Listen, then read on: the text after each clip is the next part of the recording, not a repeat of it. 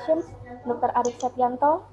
Ladies and gentlemen, we invite the Vice President for Development and International Relations to deliver his welcoming speech. To Dr. Arif Setyanto, the time is yours.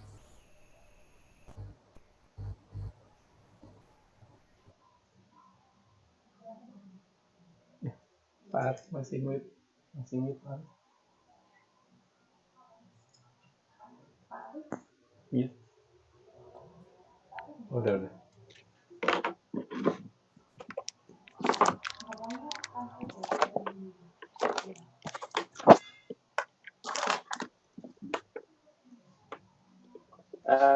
Good afternoon, ladies and gentlemen. Assalamualaikum warahmatullahi wabarakatuh. Thank you very much for having me here in this uncertain situations. We are still moving forward to make a positive impact to our society.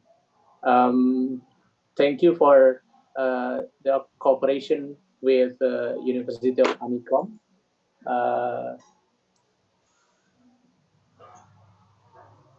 I would like to deliver a short speech about the situation, the current situation. In this uncertain situation, people around the world has to deal with health issues. We have to find a way to keep the academic and the research work going on and give a positive contribution to the humanity. Academic people and also practitioner in the architecture can give a positive impact to our people, to our society, to our countries by having a discussion and also promoting good, I don't know what is your promoting good movement. COVID has bring us, bring every people in the world the accidentally changes in their way of life. This is something unplanned. No one in the world planned this condition. So we have to give a reaction now. We cannot give a reaction next year or next month. We have to give the reaction now. And therefore, I believe that what we are going to do today gonna be one of a tiny effort of our society to our society. I believe that in every situations, how bad the situation is, I believe that it gives us two choices. The first choice is we are giving up to the conditions, and it is not a good option. The second choice, we carry on to keep moving forward to try to solve creatively the problem in front of us. And I think this is the only option that we can take at the moment. We will enter to the new normal. I don't really agree with the new normal, but I would say that we are going to enter to the new world order, where people will find their job differently, their way of life differently from where the situation before the pandemic. Therefore, I think housing needed in the cities, housing needed for people gonna be different. Not only housing, transportation, communications will be much different. We have never had a requirement like using masks in the public space. it was considered as unpolite in some places, but now people has to consider that as a polite. Even in some countries, in some places, it's gonna be enforced by the law that people has to use that kind of mask. So and many other things. We probably has to provide some handle of the door without touching, because touch something is not something that people want to do in after the pandemic. We need a lock, a key, a different key, different lock mechanism for our house. We need a different different types of ventilations, of air moving to our house. So everything gonna be different. Housing gonna be different. So please enjoy the discussion, and I think because all of you are the expert in housing, you will have a lot of contribution to the new world order, including to the new requirement of the new housing requirement in the new world. Thank you very much. Assalamualaikum warahmatullahi wabarakatuh.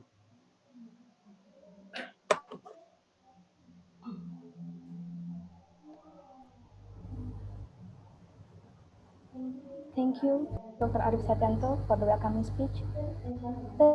Ladies and gentlemen, now we come to our main point of this session, which is Ms. Risa Aida Suparto, Master of Science. Before we proceed to the program, let me introduce you about her short profile.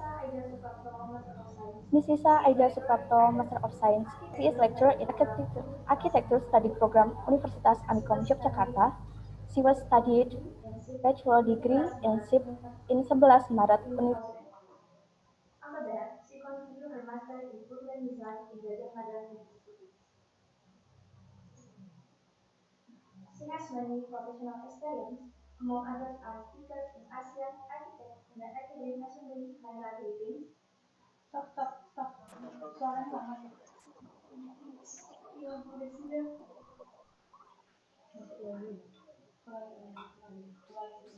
Hello. Bisa keluar, bisa keluar dulu. Hello? There's no voice. Bisa take kelas sebentar. Okay. Zahra, are you okay? Yes, I'm okay, Miss. Okay, let me continue it. Miss Risa Aida Suparto, Master of Science. Master of Science. She is lecturer in Architecture Study Program Universitas Amikom Yogyakarta. She was studied bachelor degree in 11 Maret University in 2009.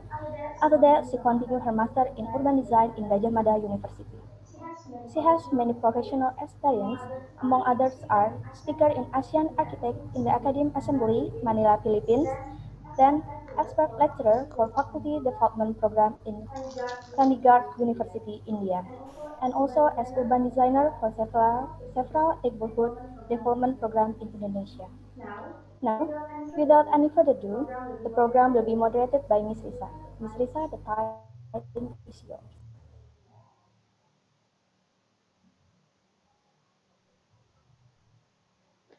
Okay, thank you, Zahra.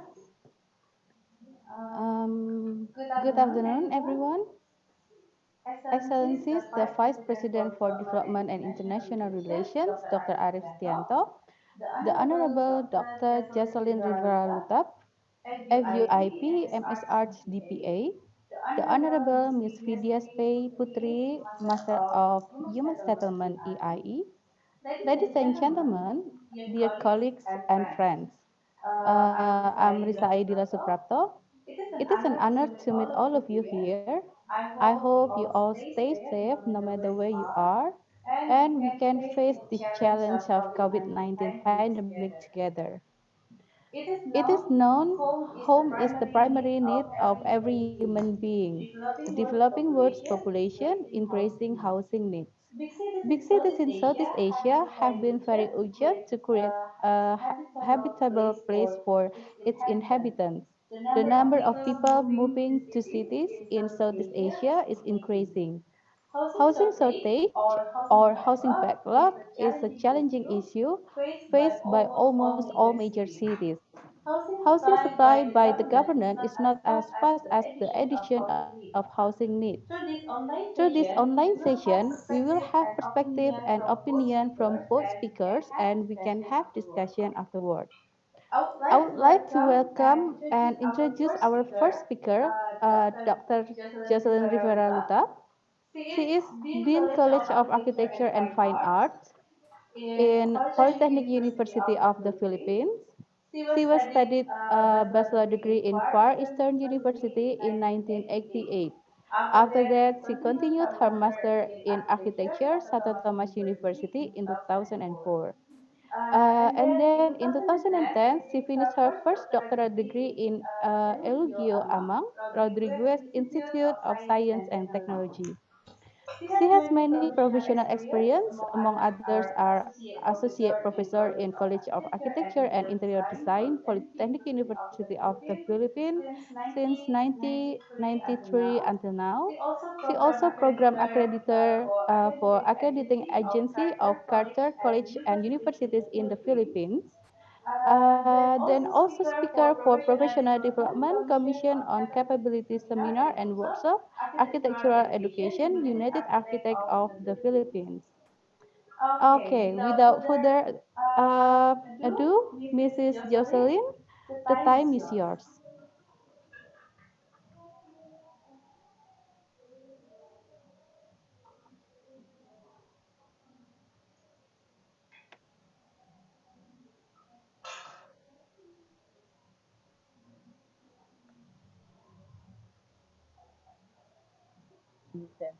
When Lisa asked me to join the forum on housing and human settlements, I immediately said yes, without really thinking of what I would be sharing.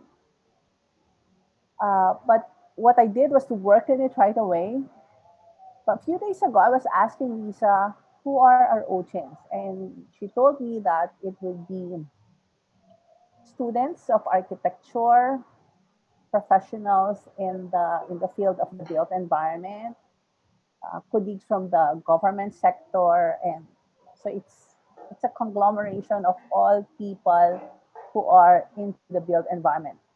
May I ask if you are receiving me well? Can you hear me? Can I see a thumbs up, please? Okay. I don't know if okay. So I'm Jocelyn. I'm from the Philippines. I'm here to discuss with you, not really discuss, but to show you what is happening in the Philippines in terms of housing.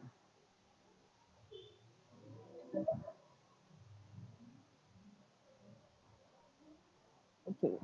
The presentation will cover evolution of the Philippine housing system and the Philippine perspective on housing, our current needs, demands, and supply. This is the Philippines, the orange one. This is Indonesia. I have been in Indonesia twice already. This is my third time, but via Zoom. The two times I was there in 2010 is when I attended a conference in Bandung Institute of Technology, and the second one is in 2016 for another conference. In 2010, I was able to visit Yogyakarta, your beautiful, beautiful city. I am from the Polytechnic University of the Philippines. It's one of the biggest state universities of the country, both in numbers and numbers of students and programs also. So on the upper left are students who are about to take the PUPSET exam. This is an entrance exam where we have around 50, sometimes it can go as high as 80,000 who takes the PUPSET exam, and unfortunately we can only accept 8 to 10,000 of these hopefuls. And in the College of Architecture, we can only accommodate 160 architecture students and 40 interior design students. Before, we used to have 3 sections in the program of BS Architecture. Now we have 4 sections, and hopefully we can have another program by next year. It's the BS Bachelor of Science in Environmental Planning. Excuse me. It's on the pipeline, but because of the COVID-19, we were well we were forced really to stop the programs because it would be very difficult remotely opening a program that we cannot really have a hands-on. This is Manila. Like all civilization would start near a body of water. This is where our forefathers started living in Rahasulan started his barangay. Barangay is a composition of around 50 families living in an area. So he heads this group, and they lived in this area, which eventually became the stronghold of the Spaniards when they came to the Philippines. The Spaniards started in Cebu. Uh, it's another island. It's the southern part of Manila. It's near Indonesia, and eventually went to Manila and got this area, which is very strategic because it's near a body of water. It's surrounded by water actually, and eventually they called it Intramuros, or meaning walled city. Outside the walled city are where the Filipinos, the Chinese, and the Japanese would live. Inside the Intramuros are for the Spaniards.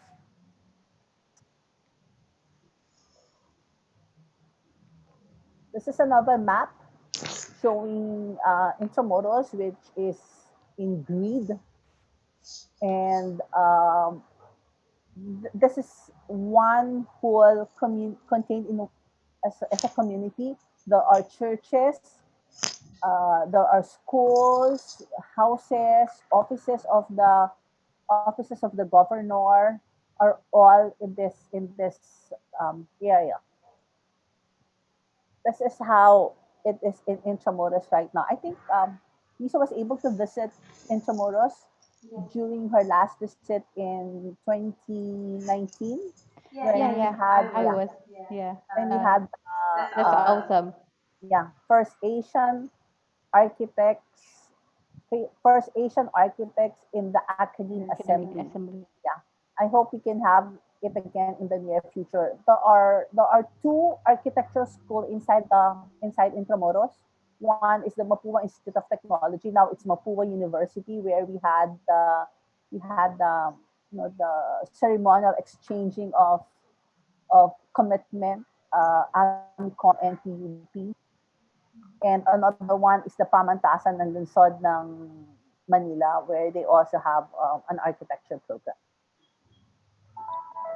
This is the development. I'll just run through it, but the the, the need for a good housing was seen even before the war.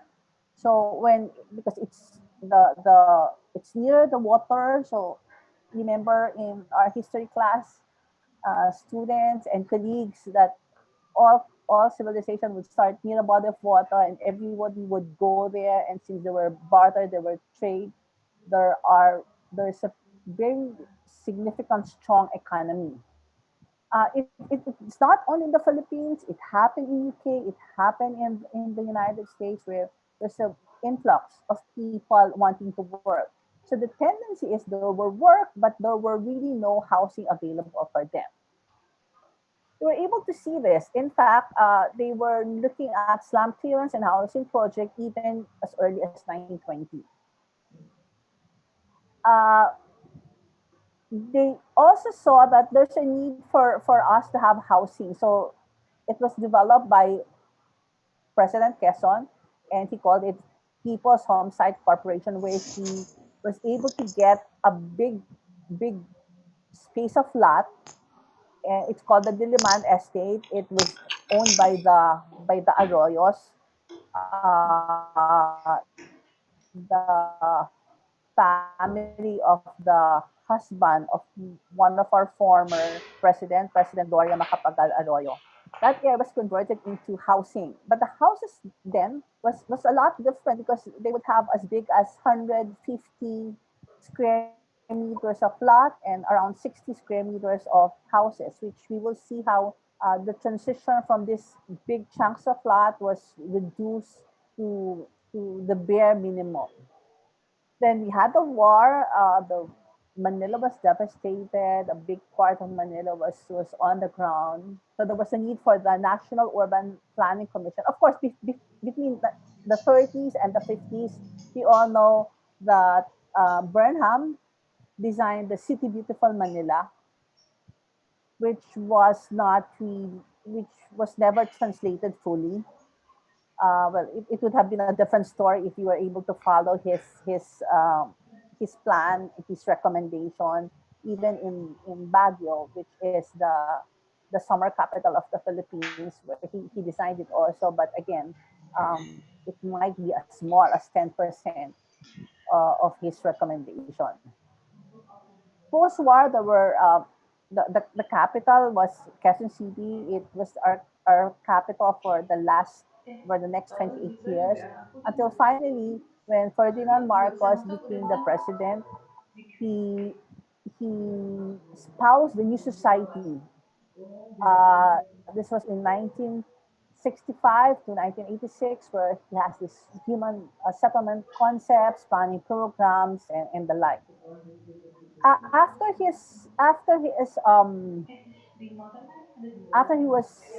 he went to exile. We have the post Marcos period. Cory Aquino, Corazon Aquino became our president, and there was a moratorium. He was telling us that nothing will be moved, the informal sectors will not be touched. But after a week, it was broken because some of these people are in the danger zone. Uh, what is significant also during the time of President Aquino was squatting or informal sector was decriminalized because before it was a criminal act and you can be jailed for that. So because of the Lina law, our Senator Joey Lina espoused the law that created decriminalizing squatting.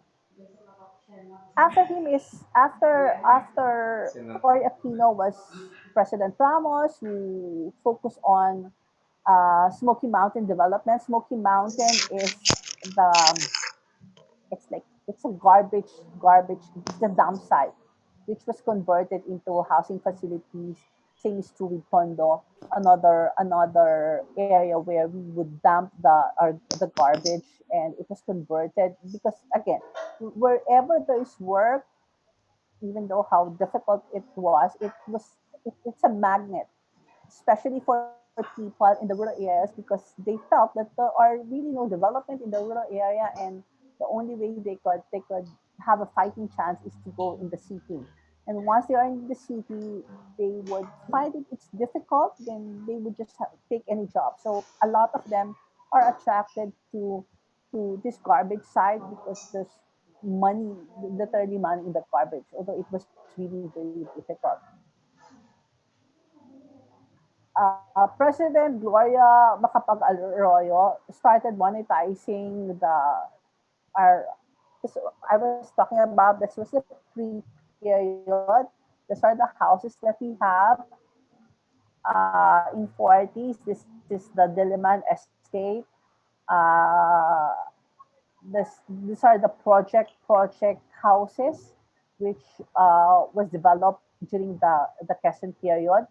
Development, you see the concentration of development is on government structures and private structures. There was really nothing done in terms of housing. In the Marcos era, they started things like the Bliss housing project. They had this development inside development. This is how it looks before. This is how it looks now. These are housing that were literally left to decay. So in 60s, there were high-rise construction, Tondo and Santa Ana and Fort Bonifacio tenement. In the 70s, there was slum improvement and upgrading, meaning on the site, they are NHA, the National Housing Authority, would give go in and plan it. So some of the houses are removed. Some would go a little bigger, some would go, but literally what was done was to create the basic services for them, like alleys, water system, and the sort. But they were not removed in that site. In the 80s, they had this self-help approach to mortgage community mortgage program, but they have to organize themselves. It went to either an LGU or a private sector or a foundation that would help these people acquire houses or homes. Same thing. Aquino had a meaning the Aquino, the mother Aquino had a community mortgage program for the urban poor. Ramos developed the Smoky Mountain. Arroyo had the monetizing houses to the community mortgage plan, and there was socialized housing. Oh Aquino, iya, the San Aquino, uh, didn't have much in salah terms dari of, awal. of housing program as a country. What was done, it was decentralized, meaning it Makanya was tak jadi. up to the local government units, the Tanya mayors, tak jadi. who took care of the squatting problem of this area. One very successful program is in Marikina, one of the small cities in the national capital region. I wish I could talk more, but I know I only have like 30 to 40 minutes. But that would be for another session. I hope you'll invite me again. So Duterte, our present president, is looking into he called it balay. Balay literally means house. I don't know. I think in Indonesia it also means house. It stands for Building Adequate, Livable, Affordable, and Inclusive Filipino Communities. So he looks at Kok risetnya apa? Ambil riset dulu development lah. of synergy, accelerated housing in terms of construction, affordable housing, implement anti-red tape, meaning he wants to shorten everything instead of several weeks. Sometimes it would go for months. He wants it done, the processing of the papers. He wants it done in a very few days. Because of our Yolanda experience, so he wanted that it has to be disaster resilient and it has to be sustainable. He focuses on the scaled up public-private partnership where the money would not just come from the government but also in the private sector. But also, of course, this has been done before, but he felt that it should be stronger, and there should be an ensure compliance to balance housing and maintain update housing sector statistics on housing demand, supply, and the land. Lisa, please tell me if I have time. Yes, we still have time. Okay. So this are Yes, on you your still have time. on the upper left is the housing project of the NHA. On the middle is the development of the some of the developers like SMBC, the biggest. When you say SM, normally it focuses on malls, but they went already to building condominiums. Normally, it would be around the malls also. These are ready-made houses. This is Camellia Homes. This is owned by one of our former senator, Manny Villar. It's their company. Well, and these are the more luxurious houses that we have. So we want to focus on number one, people with no house, our informal settlers, or people living in the dilapidated houses also. So this is what we have to address, because some of these people living in the condominiums and these big houses, some would have multiple houses already. So we would focus on people having the basic decent houses, so that we would level off our discussion. I would like to, of course, most of you know this already, but just so we are clear on everything. We would like to define a few terms like backlogs. What are backlogs? What are new households? So when we look at backlogs, we look at displaced unit, meaning those people living in danger zone. Like this one on your, can you see the arrow? When I move the arrow, is it seen? Okay. So this one on the right side, lower right side, this has been demolished because they are on the railway tracks. They have been relocated in Bulacan, one of the provinces near the area. The space community are also areas for eviction and for those who need those who are living in dwelling units with two or more household, like what we see on our upper right hand, and dilapidated houses. So this is we get all this data, and they are considered as backlog. Although if you would really look at the culture, where in Asia, even especially in the Philippines, we have houses that would have multiple occupancy. But it doesn't really mean that they they should be counted as backlog because these families chooses to stay together. And we have to look at the condition. Maybe they are living in a several story house with three or four families, but well, if you see the relativity of the space where they move in, it's even bigger than the houses of what sometimes we would put in the area of regular housing. As I was saying before, when we peg our household backlog, we look at the UN shelter method. So we might want to reconsider when we are computing the backlog and just and look into also what kind of houses are we living in. Like you might have multiple dwelling units, but this houses might be very comfortable. They might have their own bathrooms. Each bedroom might have their own bathrooms. So we have to look on how we deal with our statistics also. This is the Philippines has this proportionate number of living slums, meaning we have a lot of people living in slum areas. But compared to to this country, Brazil, China, East Asia, there are a lot bigger than uh, than the Philippines. I'm sorry. I know you can hear the dog barking Banyak because sih. right now I'm at home.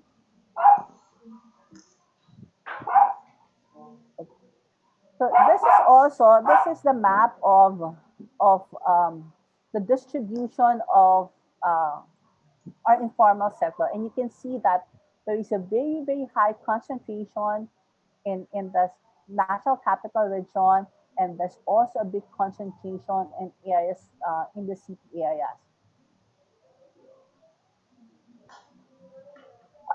Our president now would want to fast track building of houses, but unfortunately, it's not there. In fact, the houses that we have been building has completely diminished from 2017 to 2018, while the big part is done by the private sector. And we all know that we have to be realistic. When private sector would build houses, of course they're there to make money also. We cannot discount that. So this is the housing budget, housing agency budget. It has gone very low from 2015 to 2019.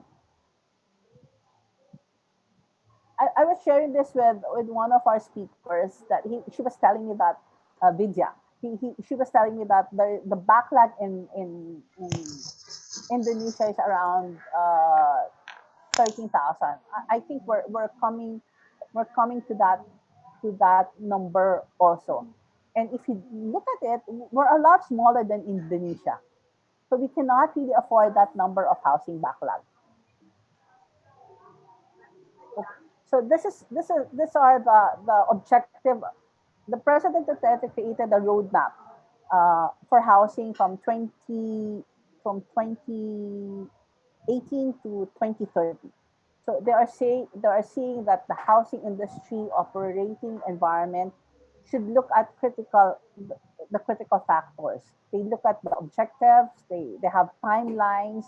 They want to narrow the gap between the number of houses we are building and also the needs of houses Filipino needs. It's a cyclic process. So there's a housing problem and you look at the need. But when you look at the need, are you looking at the need also or are you looking at the want? Affordability. Affordability is very relative, which I will discuss more concrete later on. Policies and frameworks. But you see the framework since 1920 has been there. And it's now a century old. Financing program, how do we get the money? How do we produce our houses? In the Philippine housing industry roadmap of 2021 to 2023, they feel that there should be increased housing production. But there are houses that are not occupied. This is a scene from 2018 when a group of um, urban dwellers who doesn't have homes stormed in the housing development in Bulacan to claim it. These houses are for the policemen and the soldiers. When the soldiers and the policemen were asked, why did they not occupy the land? And one of their answers were, because it was too small for them. So when you look at the need, are you really looking at the need or are you just dictating to them what they need? That's why these people felt that it's their right because it's vacant and they would occupy it. They should occupy it. This is our school. This is where our school is, Polytechnic University of the Philippines. Well, specifically the College of Engineering and Architecture building. Across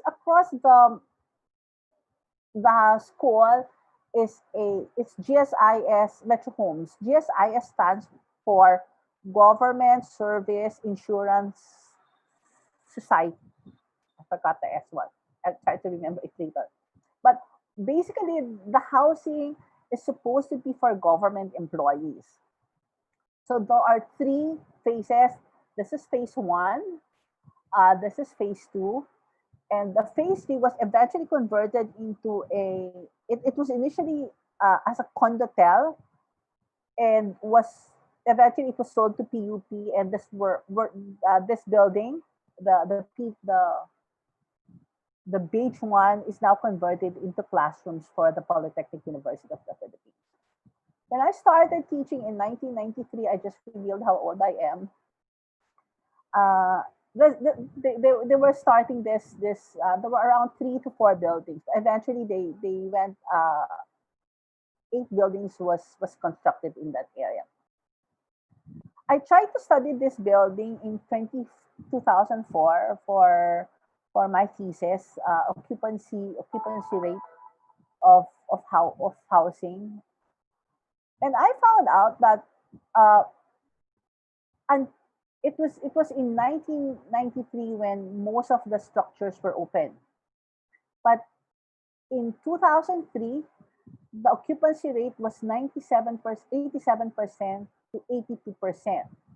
So this is already on its 10th year. And based on the law, the architects would only have a liability or in his design for the next another 5 years because 15 it's only 15 years. So what happened was there was a very low uh, occupancy rate. When I tried to look into it, I found out that the developer was supposed to build 12 units. The computation was for 12 buildings, but well, I don't know if it's the architect or the one who's whoever it was who approved the plan for development did not recognize that since it's near a river, it has to have sufficient setback, and therefore all four buildings near the Pasig River was not constructed because the government would never allow it. So instead, what happened was they built eight buildings and they adjusted the prices, so it went up, and a lot of the design, a lot of the spaces was also compromised in order to be able to have the developer complete the project. That's why the phase two would have a higher occupancy of 87%. In 20 in 2015, I tried to look at it again, and again, there are still 12 units that needs to be sold. And the occupancy now changed from families. It was converted into dormitories. In the Philippines, we call it, sometimes call it bed spacer, when the student would just occupy a bed in a room. So sometimes it can go as high as 4 to 6 students in one room. Enhance focus is to enhance housing affordability by developing comprehensive housing subsidy program for targeted beneficiaries. It's a rule of thumb that only 30% of their income should go for their housing. So whether they rent it or they get mortgage, the bank would never give you mortgage if the cost of your amortization would be more than 30% of your monthly income. However, the reality is a Filipino family should have 31,000 salary per month to be able to live decently. But the minimum wage for a Filipino in NCR, National Capital Region, is 400, sorry, it's 452 52 pesos. So if you convert that, it's around 20,000 pesos only. So that's 10,000 deficit. So definitely these people could not afford to buy their own house. They would rent houses, or they would still rent houses, sometimes even in the informal sector area. Not even houses that are in the formal sector, meaning apartments, townhouses, and condominium, because they could not really afford it. But what is astonishing also is, while the informal settlers are living in this condition, a lot of them would have television set, telephone, radio, VCR, stereo, refrigerator, washing machine, motorcycles, computer, vehicles, and car. Of course, computer right now, it has become a necessity rather than a luxury. But when you look at it, you look at the value of the people. Would they rather have the TV rather than a decent house? Would they rather own a house rather than own an iPhone? So those are the things that we have to look into. We cannot just say we provide people houses, but what are the values that we have instilled with our fellow men? What were the values developed by marketing all this luxury items to mobilize and generate housing finance to end user? Uh, but 31% of our working population, well, self-employment is good, but sometimes or if they don't pay taxes, they don't have the papers to allow them to borrow from the. So what is done is that they would be left to borrowing money from informal banking system, which is like which would basically uh, like usually they would have higher. Look at what we have given, the spaces we have given them. BP or Batas Pambansa 220 has two sector. The economic sector, which tells us that a raw house would be 36 square meters, and a socialized house would have 28 square meters. Very far from what was done before the war, where they have a lot of 150 square meters and a house, a one-story house of 60 square meters. We look at this number and look at where we are now with the COVID-19. Would this allow at least two bathrooms? I do not think so. So so the distancing and the taking care of the sick inside the house becomes very, very difficult to this group of people. So where do we go from here? Do we go high rise so we can have more space? But how about distancing? How about the cost of high rise construction? What about the cost of additional spaces like the toilet and bath? Can we have a foyer where we can leave our shoes, our outside clothes? Or can we have a balcony to allow urban farming? So these are not the questions that we would now face. Would we have the time? Our esteemed vice president was telling us we cannot act tomorrow. We cannot act. We have to act now. We have to